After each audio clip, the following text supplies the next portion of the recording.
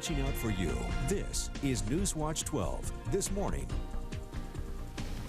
We start this morning with continuing coverage of the shooting on the Umpqua Community College campus. Hundreds of people gathered at a vigil overnight mourning the loss of those who died. Officials have identified the shooter who was killed by police. Now they're searching for a motive. We have team coverage this morning of the shooting aftermath. Newswatch 12's Laura Painter. She's standing by with more from last night's vigil. But first, we head out live to Brandy Hitt with a recap of the shooting that shocked not only the community, but the entire state, the entire nation. Brandy. New information this morning about a man who was hit by a car late last night. We spoke with Oregon State Police this morning, who confirmed the victim died from his injuries. The increase in car accidents in Southern Oregon is getting a lot of attention on our Facebook page. At 6:32, we have an update on breaking news out of Arizona. This after a shooting at another college, this time in Flagstaff. Scariest thing I've ever been through in my life.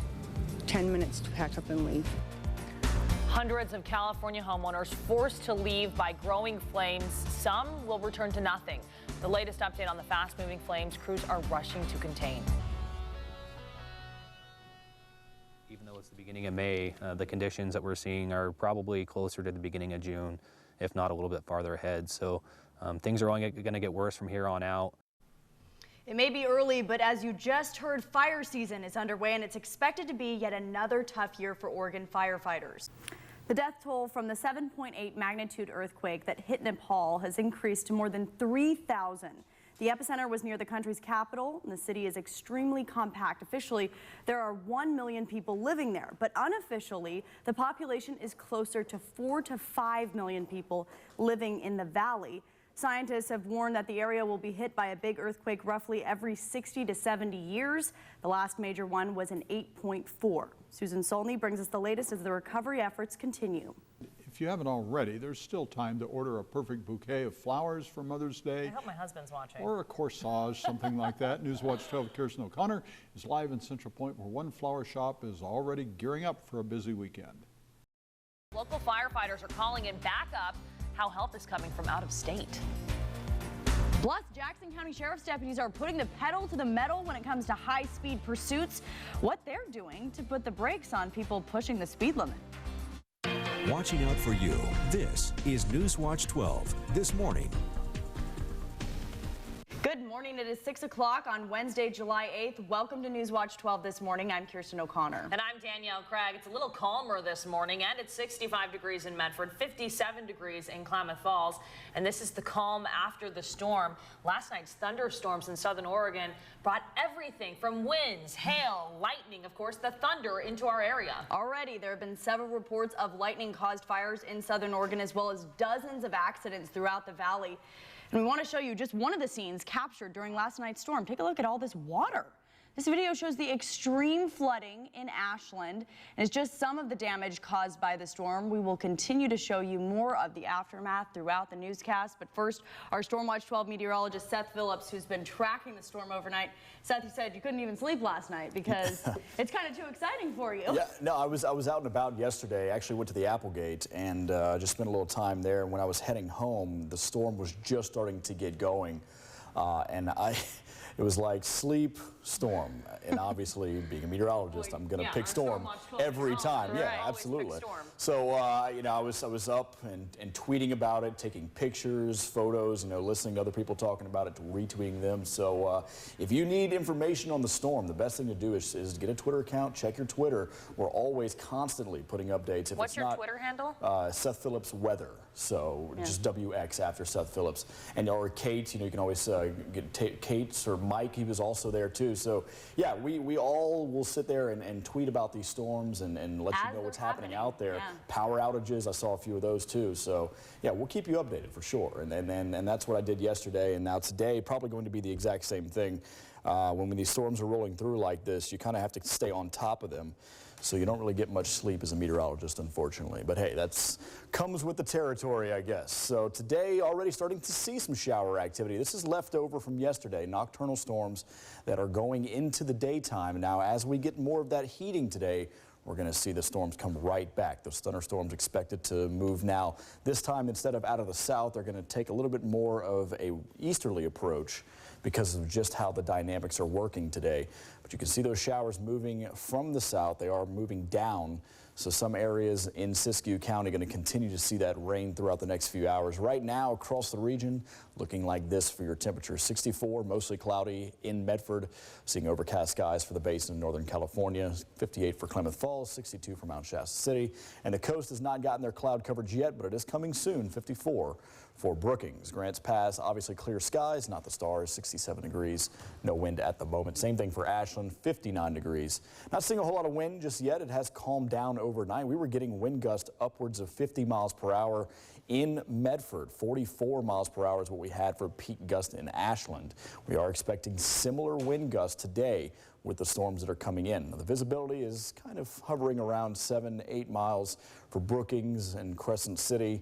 We'll see a little bit of patchy fog along the coast, but for the most part, it's just overcast cloud coverage at this point. Still some slick roads out there. This is Diamond Lake, the junction of 230 and 138 from the storms last night. Plus, we still have quite a bit of humidity that's out there. So just keep that in mind for your morning commute if heading through any of the mountain passes, or if you're in Siskiyou County, there will be some slick roadways there too. For today, getting the thunderstorm coverage right back in the forecast. A little bit cooler in those temperatures, but I'll pinpoint exactly where those showers are going to fall coming up in your full forecast.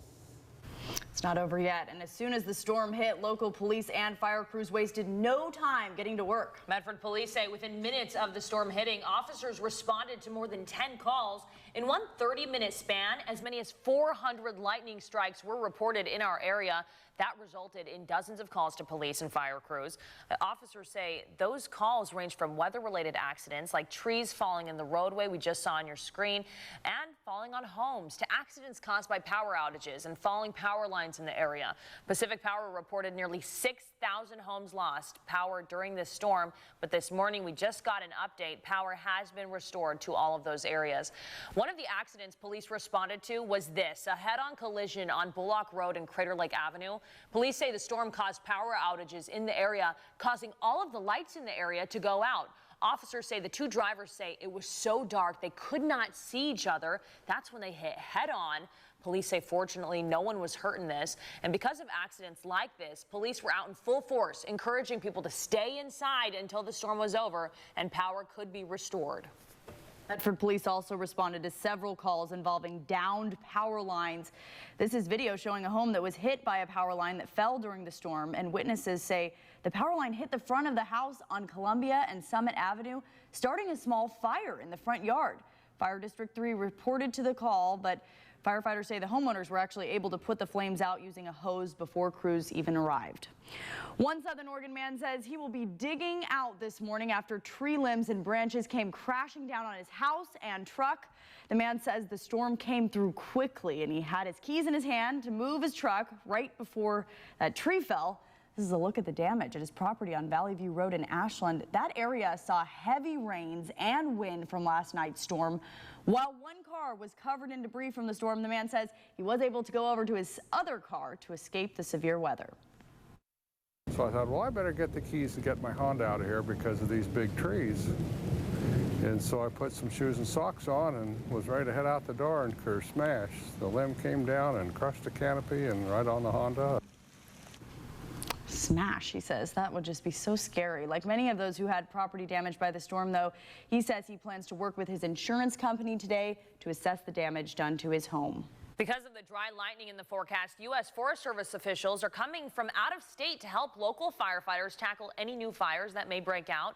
Out-of-state engines have been arriving over the past week, and they'll continue heading our way until fire predictions are down.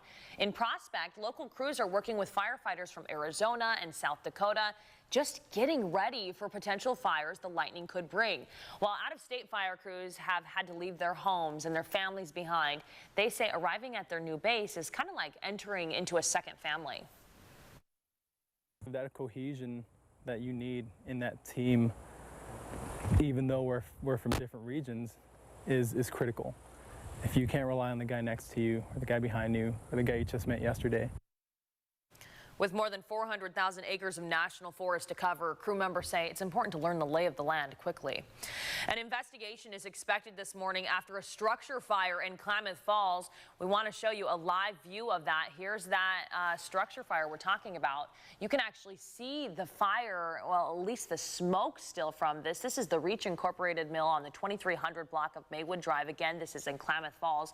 Right now, it's not known whether this fire was weather related, but you can see still just smoke billowing out of this building. The good news here is that this is not black smoke, so hopefully that means there isn't current burning of things happening. We don't have a close-up view to get kind of a better idea of what is happening there, but still a very active scene this morning, and we'll continue to update you on the cause of this fire as more details become available. Of course, you can head to our website, KDRV.com, for the latest updates on this story or any weather-related accidents caused by last night's storm. You could see there, that was the video shot last night by a drone. Of that Reach Incorporated building. Same fire. See the difference, that black smoke compared to that white smoke billowing out this morning, 6 o'clock in the morning. Well, 2 Oregon State police troopers have been ruled justified in their shooting of a Grants Pass man. The Josephine County District Attorney says the 2 troopers were in the right when they opened fire, killing Robert Box. You may remember the shooting from May 29th on Fur Canyon Road in Grants Pass. According to the district attorney, Box's daughter actually called 911, reporting that her father had knocked her out, choked her, and punched her. Officials say when troopers arrived, Box pointed a gun at them, and that's when the troopers say they opened fire, killing Box. Jackson County deputies are getting behind the wheel, training to put the brakes on people pushing the speed limits. This week, deputies are training on how to handle pursuit situations using pit maneuvers and spike strips. Last year, Jackson County Sheriff's Office had 20 car pursuits, and deputies say they want to make sure they're prepared. They say it's important to have continued training with their officers. Both of those are techniques or maneuvers that we have to end pursuits, which are very dangerous, not only to the public, but to the officers and deputies that are chasing people.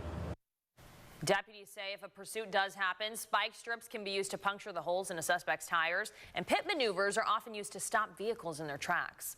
A major expansion at the Oregon Country Fair this year. It's opening up 6 acres of new space for fairgoers. The new area includes food vendors, a dance pavilion, and lots of artwork. Organizers say this area is all about letting people express themselves. Next to the main dance floor, there will be an area where you can learn the moves before moving to the main floor. Something I think meteorologist Seth Phillips might be able to show you with his dance experience. The fair opens Friday and runs through the weekend. No general admission tickets are sold at the gate. You do have to buy them online or a Tickets West location ahead of time. You'll remember Seth won Dancing with the Rogue Valley Stars last season. He has that mirror ball trophy. Got the moves and the winks. Yeah. He does wink. Well, several new lightning-caused fires are being reported this morning in southern Oregon, but it's an old fire crews are still working to put out. Still to come, an update on the largest wildfire burning in Oregon as the flames continue to grow. And we had several reports of not just the rain and the lightning, but also wind and hail. I'll tell you all about that, plus tell you what's coming up in your full forecast. But first, a live look out at Klamath Falls on the Newswatch 12 Weather Cam Network. This is a view brought to you by AirportChevy.com. Watching out for you. This is Newswatch 12 this morning.